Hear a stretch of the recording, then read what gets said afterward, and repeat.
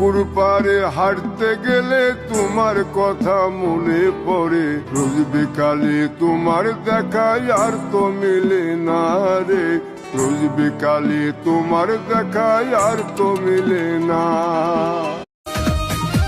আচ্ছা মেয়েরা, তোমরা যে তো বাপ নাও, দেখি আজকে সাহস থাকলে ভাইয়া না জামাই বলে ডাক দাও। বলেন কি?